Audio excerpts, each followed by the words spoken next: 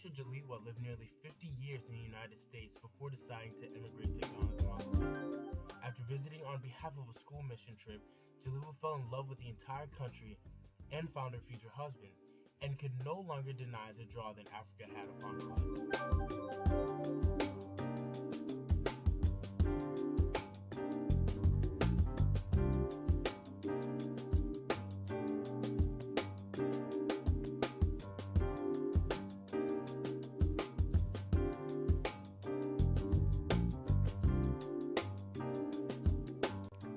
Prior to Jaliwa's immigration, many activists during the movement looked to Ghana as a safe haven for the Back to Africa transition.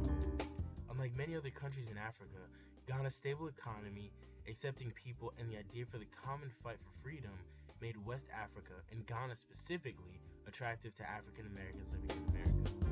It was around 1955 to 1968 where blacks in America were fighting for civil rights and the respect as humans. Around the same time, in West Africa, Ghana was fighting for their independence from Great Britain. Now, in addition to blacks and Ghanaians having the same skin complexion, they were fighting for some of the very same freedoms. For example, African Americans and Ghanaians were both fighting for freedom from oppression, freedom from financial control, and freedom of expression in all aspects of life. African Americans used the newly granted Ghanaian independence in 1957 as motivation to keep the fight for civil rights alive. Their outlook was, if our brothers and sisters in Ghana are able to endure and get their independence, then we must hold steadfast and get our rights as well.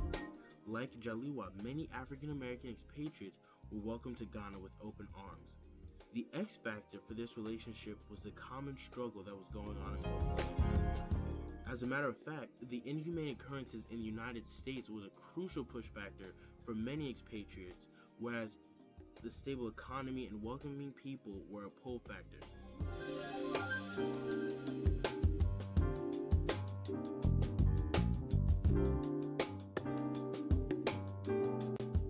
To this day, African Americans emigrating to Ghana is a very common occurrence. In fact, an organization was founded to guide African Americans through their transition of American life to Ghanaian life. Founded in the late 1980s, the African American Association of Ghana made it their mission to be recognized as a preeminent community vehicle for the cultural, social, spiritual, and economic reintegration of African Americans and other people of African descent returning from the diaspora into Ghanaian society. In the civil rights period, Ghana was looked at as the motherland because of the common thread that held both struggles together.